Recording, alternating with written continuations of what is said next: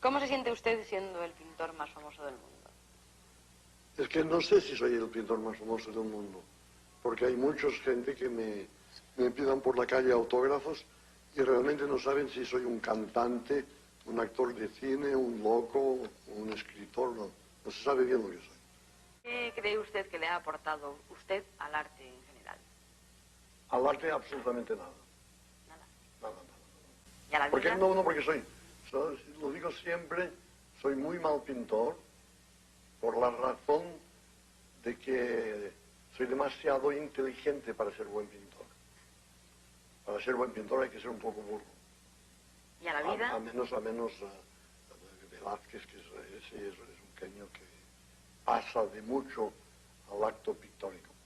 Y a la vida pues le debo todo, porque el día que Dalí hiciera un cuadro bien hecho como Velázquez o como Vermeer o como Rafael, o una música como Mozart, la semana siguiente uno se muere. Y entonces yo prefiero. During the last decade of the 20th century, in the 1990s, I began to read about Surrealism, an intellectual and literary movement that explored and explores currently the irrational, subconscious mind, dreams, and the uncanny to challenge reality. I was working as a CSR in the financial district for a telecommunications company called Georgeson Shareholders at night, calling investors to ask them to vote with the members of the board of various companies. They would vote yes, no, or they could abstain, calling hundreds of shareholders night after night. I didn't know that Shareholders, founded in 1935, was the first company to offer proxy solicitation and unclaimed property services. The telephone campaigns reached large numbers of investors to reunite them with lost assets. During this time, I was reading books like Albert Camus' Exile and the Kingdom, and Paul Bowles' The Sheltering Sky, to bide my time, or so I thought. It had been a year since I left Fordham University to return to the office as a CSR once again. I was 29 years of age, formally married, and a great deal had happened to me in my life, I like to believe. Failure disguised itself through a series of events that I thought time could somehow resolve. By taking action, or leap of faith, as Kierkegaard wrote. Despite all that had occurred in my life up until the present moment, what was, or rather what is, irrational? Referring to a person whose actions, beliefs, or feelings lack logical or clear reasons. Existential ideas of freedom, meaning, and morality being defined as the external world around me loom. First, the safety of my family, and then my individuality. The absurd outside world became a constant fight. That negation, as I thought, or even Sisyphus, could not stop the encroaching insolence and useless tact of others, meaning to say, whose fault was it? Or is it your dilemma? Did I question it? Of course I did. By participating, did that make me an enemy of an impending violence disguised as, say, terrorism? Then later, the attack on the World Trade Center towers in America?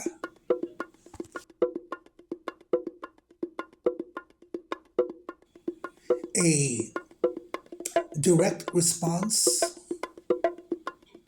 to American imperialism, which is characterized by the post-Cold War as a single global superpower, America. The creation of international economic systems such as the WTO and the IMF. Incidentally, Daniel Abella and I and Andrew Serban, we once and once only did we attend a rally against the WTO. American military interventions such as in the Persian Gulf War and interventions in Bosnia and Kosovo. This period saw the U.S. expand its influence through a combination of economic globalization and military power and strength. And there you were, working at night at what you thought was a boring, somewhat useless form of utility, which generated a company that is, generated millions, billions, and trillions of dollars for the U.S. economy and the global economy. Or were you a loser, as Beck, the singer, sang in his 1994 hit about Gen X slacker culture, which is probably a fave by the billionaire Ugandan Mayor-elect Zohran Mamdani, who parodies and has parodied rap music of his own volition and as a mixture of self-mockery and the sardonic use of defiance in contrast to his own reality, or perhaps your reality. Could it be defined as, say, defeatist? Hardly in terms of socialism being used as utility, or, as some of us might say, a necessary evil via the postmodern era. A millennial or Gen Z who is presently experiencing the worldwide ghettoism of society and culture and transformation and progress can be surmised as idiotic postmodern conceptions of the grand narrative, AI, technology, affordable housing, gender, identity, and once traditional ideas of progress and social order as somewhat outmoded models of structure, being redefined in their experience phenomenally as postmodern ontology.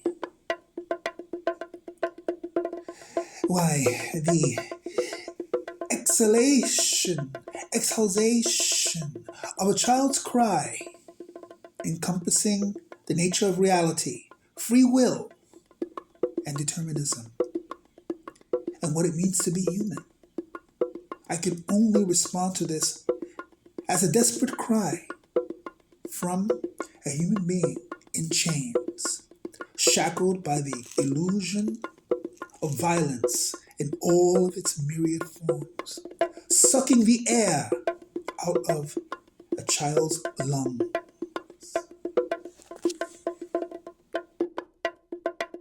The idea of surrealism bolsters my psyche against the onslaughts of constant attack. Day after day, year after year, now in my 60th year, with no respite, the mountain, sky, and palm tree, while living in the West Coast, aren't a dream. Flipping between my hippocampus and prefrontal cortex is often as powerful a drug that I can't prescribe or be prescribed to me at the local emergency room after yet another visit. The physical and psychic pain being inflicted on me by others. Back in the 1990s, the act of reading surrealism and existential literature was an attempt to tap into my unconscious mind, whose relation to reality was both rational and irrational. Surrealism reacts as against the perceived failure of logic and reason that can lead to conflict. In college, a professor, Mr. Pilbans, taught the class automatic writing, the process of writing without conscious control, allowing the subconscious to flow as a way to achieve spontaneity, uncensored expression. I'd been writing for a few years as a songwriter for two bands I'd been in, Broken Glass and De La Vida.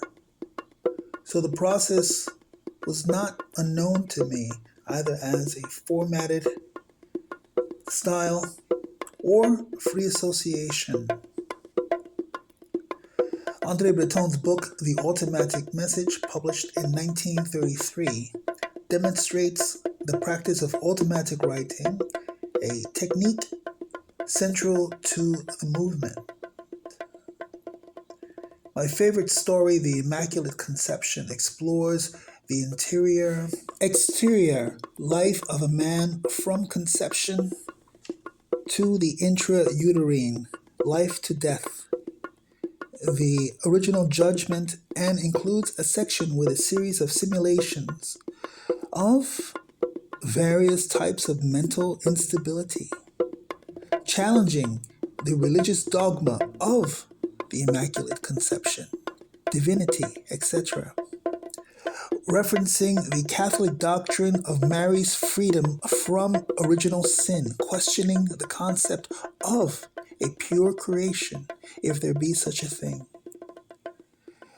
The surrealist painter Salvador Dali etchings depict a sensual female figure, which is in contrast with the religious connotations of the title and reflects the surrealist embrace of the irrational and the subconscious mind. The film Un Chien Andalou, in English An Andalusian Dog, released in the last year of the silent era 1929, produced and directed by the Spanish director Luis Buñuel, who also co-wrote the screenplay with Salvador Dali, in which has no plot in the conventional sense of the word, though there is a plot. And it utilizes a disjointed chronology and dream logic, which can be described as the then popular Freudian, Sigmund Freud, free association in related scenes, often depicted as bizarre, comic, and filled with mirth. Buñuel later said of the film, "What can I do about the people who adore all that is new, even when it goes against their deepest convictions, or about the insincere, corrupt press and the insane herd that saw beauty and poetry in a film which is basically no more than an attempt to formulate an impassioned call for murder. Un Chien Andaló was made in 1929, prior to Francisco Franco's rise to power in España. Buñuel was a leftist filmmaker who was later banned, exiled by Franco's regime as a target of censorship. While Dalí, who initially held communist sympathies, became a supporter of Franco and even collaborated with Franco in his career during the Spanish Civil War.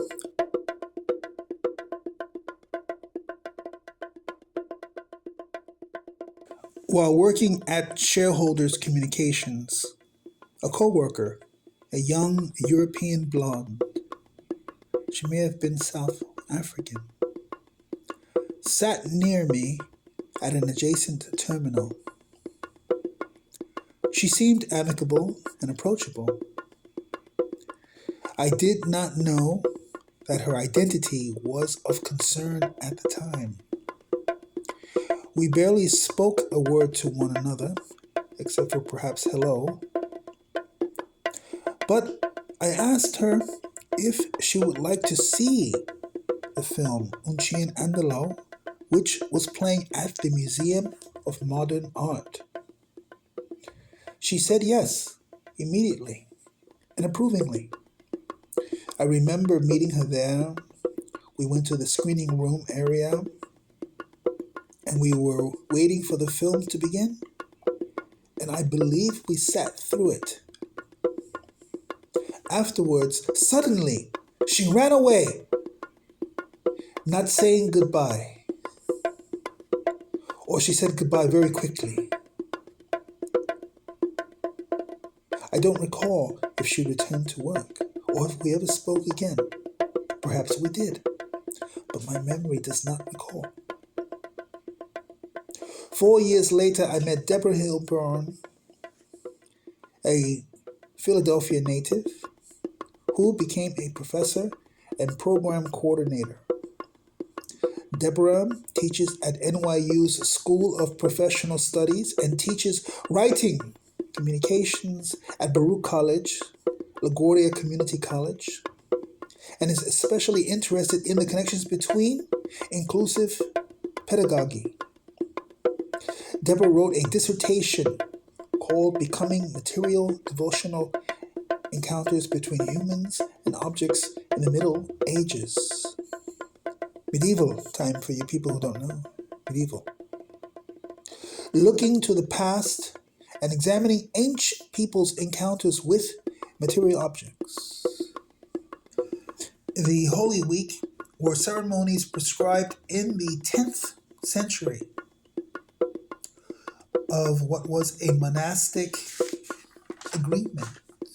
Incidentally, monetism, where religious individuals renounce worldly pursuits to dedicate themselves to the spiritual path, either in solitude as a hermit or in a community following.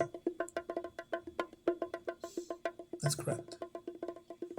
A shared rule. This path, found in religions like Christianity, Hinduism, and Buddhism, involves vows of celibacy, poverty, asceticism, abstinence, self-denial from worldly pleasures for spiritual and ethical goals to focus on prayer, contemplation, and service. The dissertation calls for a closer look at the objects proliferating around us in order to find new and reciprocal ways of interpreting and relating to the material world. The devotional practices of a 13th century lay woman, and Elizabeth of Spalbeck describes in her Vita, where Deborah's attempt to describe the text, both reconstructive and speculative, the performance between humans and objects belonging to the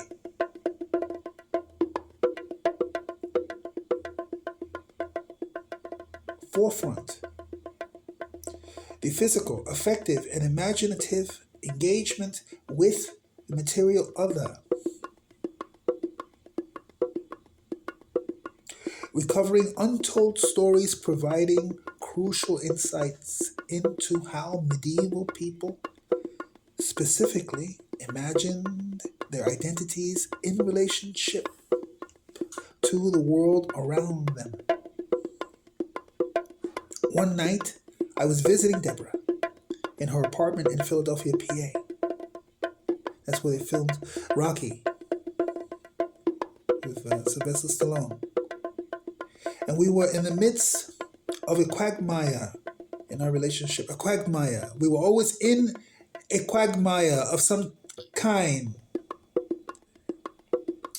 Deborah decided to cook dinner that evening. She decided to cook. I was very happy. We didn't have to go out. And she made mashed potatoes from scratch. That means she had the potato, she peeled it, boiled it, and mashed it from scratch. And we were discussing literature and life. At one point, I asked her if she ever read or wanted to read The Automatic Message. She frowned at the question while I caressed her from behind, caressing her then slim waist, breasts, neck, and stomach. She said no quietly, that Breton's book was inordinate with the principles of morality and consciousness that we seemingly were embroiled in. I'll always remember her unceasing tears after she broke off our relationship. Then pleading with me later that we could be together again. Always remember the worm. The worm.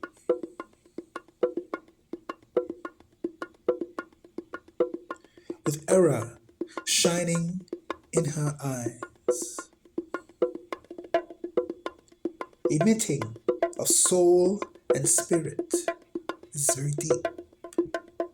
Only those of you who have experienced this would know.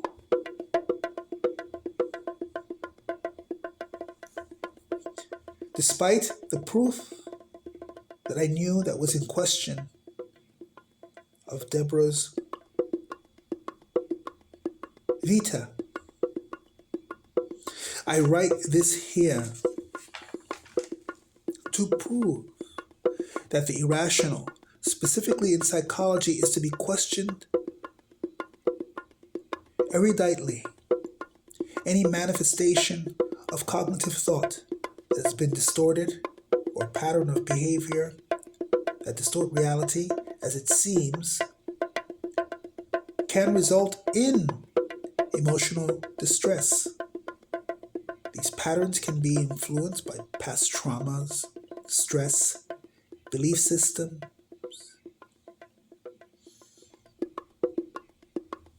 making an extreme as a paradigm or paradigm shift that can become overwhelming, affecting tolerance levels. Irrational thinking relying on incorrect data and facts, negative emotional states in which anxiety, depression, anger, affected by the use of now what is called AI, can occur. Beliefs and patterns rooted in past experiences and even positive ones can be irrational. I thought that was right.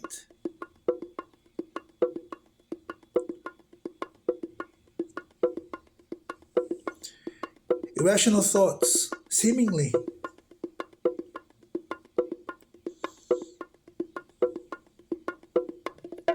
being utilized as a method for the human brain and mind to cope with.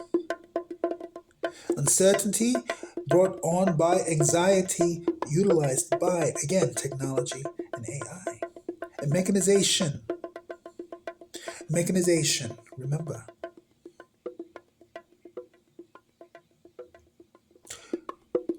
Polarized thinking, which used to be regarded as black and white, polar.